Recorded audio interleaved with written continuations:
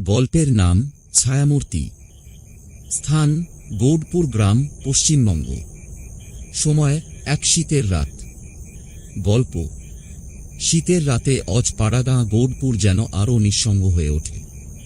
গ্রামের একদম শেষ প্রান্তে একটি পুরনো ধ্বংসপ্রায় জমিদার বাড়ি, নিমতলা হাভেলি।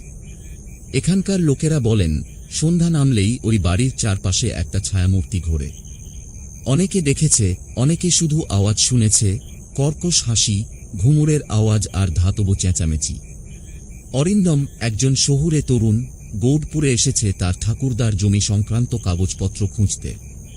রাতটা কাটানোর জন্য গ্রামের একমাত্র হোমস্টেতে উঠেছিল। সেখানেই শুনল হাভেলির গল্প।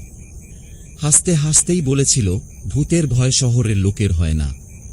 পরের দিন সন্ধ্যায় কৌতূহলী হয়ে সে হাভেলির সামনে গিয়ে দাঁড়াল। আলো আধারিতে হাভেলিটা যেন জীবন্ত হয়ে উঠল। হঠাৎ ঝড় উঠল। গাছের ডালপালা কাঁপতে কাঁপতে এক বিকট শব্দে খুলে গেল হাভেলির বড় দরজা। অরিন্দম ভেতরে ঢুকতেই দরজাটা বন্ধ হয়ে গেল। চোখের সামনে ধোঁয়া, কুয়াশা আর একটা ছায়ামূর্তি।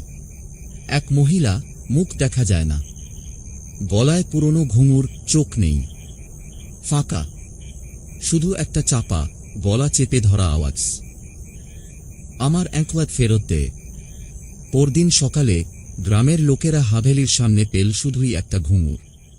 অরিন্দম আর কখনো দেখা যায়নি।